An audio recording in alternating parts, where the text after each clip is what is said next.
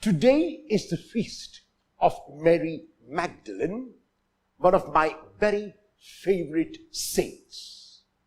Mary Magdalene is the only woman who appears in all the 4 Gospels at the empty tomb.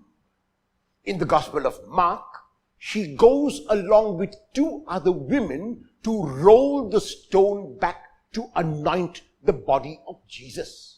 In the Gospel of Matthew, she goes with another woman. In the Gospel of Luke, she goes with a few other women.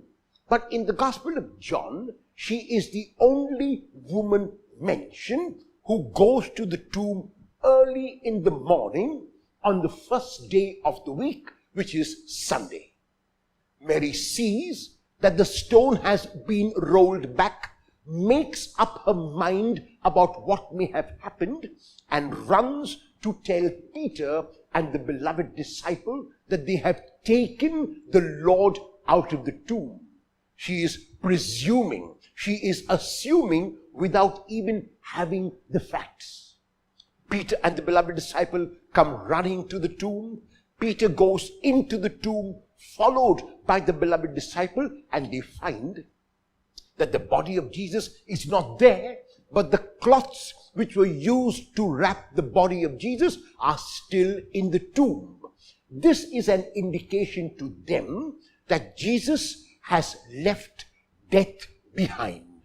By leaving the cloths behind, they presume that Jesus has left death behind, and they presume that he has risen from the dead. Yet, they are not aware of what the resurrection means. And so, they go back home. Mary, however, is faithful. Mary, however, is persevering. Mary, however, is persistent and stays outside the tomb. However, Mary stands outside the tomb weeping. John is the only one who tells us about the tears of Mary and about the fact that she wept. And even as she wept, she stoops to look into the tomb, and when she looks in, she finds 2 angels dressed in white, sitting where the feet and the head of Jesus lay. The angels have no authority in the Gospel of John to make any pronouncement about the resurrection or the ascension. The angels in the Gospel of John only ask Mary a question. And the question that they ask Mary is, "Woman, why are you weeping?" On the surface level, the question might seem like a question, but at a deeper level, it is a rhetorical question, which means the angels are saying to Mary, there is no cause to weep. There is no reason to weep. Mary, you ought not to weep. However, the tears of Mary prevent not only her seeing, the tears of Mary prevent her hearing, and the tears of Mary prevent her experiencing. Even as the angels finish their question, Mary responds to them. And her response is that they have taken the Lord out of the tomb. Mary doesn't specify who they is, but she simply imagines that the body of Jesus has been stolen. And she says, "We do not know where they have laid him." And even as she responds to the angel's question, Jesus stands by her side. However, the tears of Mary, the weeping of Mary, the self-pity of Mary prevents her from hearing and seeing Jesus.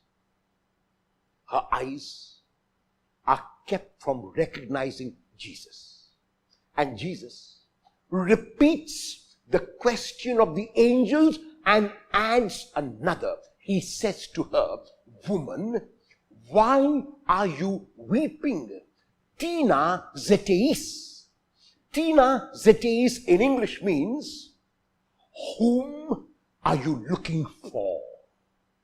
In the Gospel of John, this or a similar question is asked 3 times. The first time it is asked is in chapter 1, verse 38. When the 2 disciples of John go behind Jesus, Jesus realizes that they are coming behind him and turns and asks them, Ti zeteite, what are you looking for? On the surface level, it will seem like a very courteous question. It will seem like a question for information. But on the deeper level, it means, what is your plan in life? What do you want from life? Why do you continue to live the way you do? That is the meaning of Ti zeteite. What do you seek? The second time in chapter 18, verse 4, when Judas and the arresting party come to arrest Jesus, Jesus asks them a similar question, Tina zetes, whom are you looking for? Unfortunately, they are not looking for the Lord, but the Jesus of Nazareth. When Jesus responds, ego eimi, I am, they draw back and fall to the ground. The reason is, the proper posture before God is always prostration. The proper posture before God is always to fall to the ground.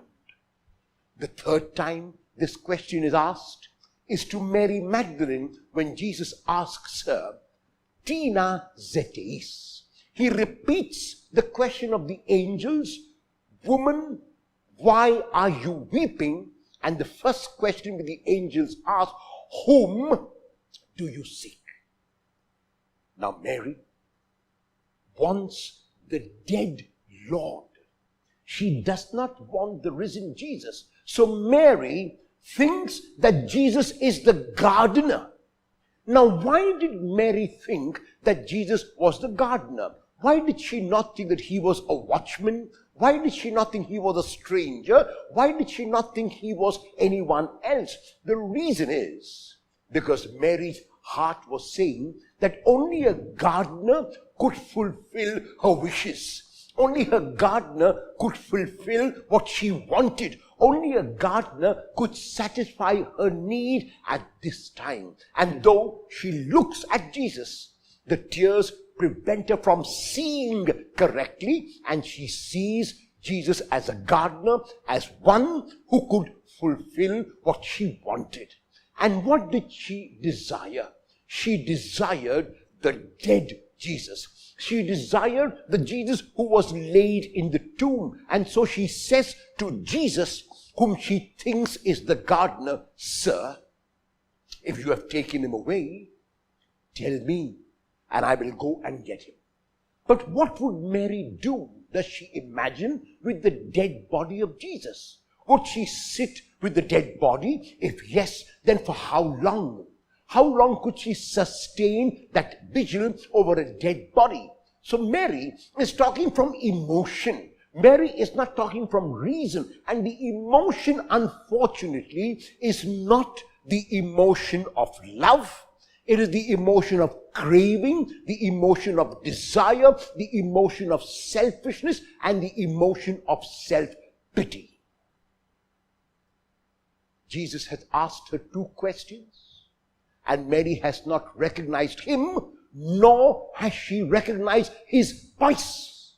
And then Jesus knows that the only way he can get Mary to come back to her senses, the only way he can get Mary to start thinking again and start feeling again correctly, is he calls her name. Jesus says to her, Mary. And the moment she hears her name, she becomes alive. The moment she hears her name, she realizes that now she is the center of attraction as she wanted to be. The moment she hears her name, she becomes aware of everything around her. And at that moment, she recognizes Jesus.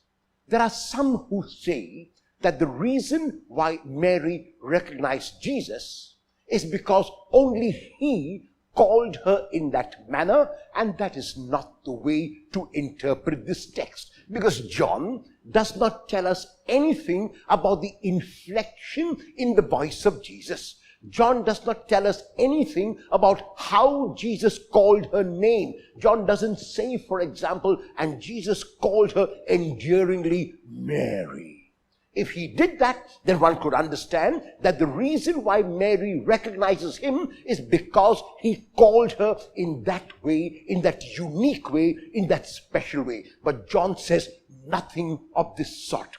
John very clearly wants us to know that it was on hearing her name that she becomes alive. It was when she heard her name that she became aware. It was on hearing her name that she was able to come out of her stupor, of her emotion, of her self-pity, and of her selfishness.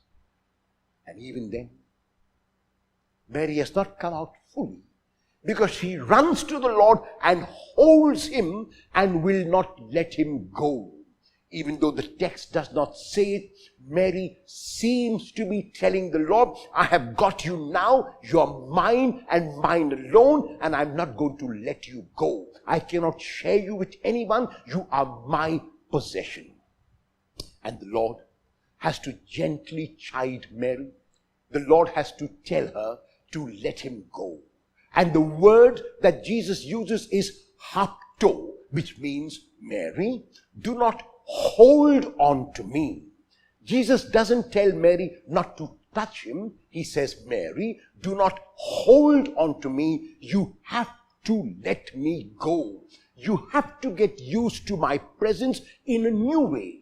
When I was with you historically, I was present as a human person. But now you have to let me go, and you have to get used to seeing me in your heart. You have to get used to seeing me in your mind. You have to get used to knowing that no matter where you go, no matter what you do, I will accompany you and I will be with you, because I am the risen Lord. And the Lord, because he is the Lord, and the Lord, because he knows that Mary genuinely and truly loves him, makes Mary an apostle of the ascension. The Lord does not make Mary an apostle of the resurrection, because the resurrection is taken for granted in the Gospel of John. He tells Mary to go and become a missionary on his behalf to his disciples by telling them that he is ascending, that he is going back to where he has come from, that he has completed his work on earth and now has to return to the Father. And to Mary's credit, she lets go of her self-pity, she lets go of her selfishness, she lets go of her emotions and becomes that rational, that reasonable, that logical disciple and apostle when she goes as a missionary and communicates the message of the ascension to the disciples of Jesus. What is the message of this text for us today? There are times in our lives when we are faced with a calamity. There are times in our lives when we are faced with a loss. When a member of our family gets cancer. When a member of our family dies young. When a spouse is called to God before his or her time. When children die in childhood, when youth die in accidents, then the world of the family is shattered. And the question is, why me? Why my child? Why my husband? Why my parent? At those times, the Lord comes to us like he came to Mary Magdalene, and he asks us, why are you weeping? Whom are you looking for? If we truly believe in the resurrection, we have to say we are looking for our risen brother, our risen son, our risen daughter, our risen parent, the risen member of the family. But if we do not believe in the resurrection, then like Mary, we will look for the dead relative. And if we look for the dead relative, the danger is we will not be able to hear the questions that Jesus is asking us. If we look for the dead relative, we won't be able to hear what Jesus is saying to us, and we will be caught up in our own selfishness, in our own self-centeredness, in our own emotion. If we really look for the risen relative, if we look for hope, if we look for the positive, then it is possible that we will know that the question Jesus asks us is actually a rhetorical question, where he is telling us not to be afraid, telling us not to weep. He is telling us not to give in to depression, not to give in to the negatives, but to continue to have hope. The story ends beautifully with Mary becoming an apostle of the ascension of Jesus. Let us pray on this feast of this beautiful missionary Saint Mary Magdalene, that each one of us will let go, like she did, of our self-pity, of our selfishness, of our tears, which prevent us from seeing and hearing and experiencing, and know that our Lord is alive, and that our God is a God of hope, our God is a God of peace, our God is a God of life.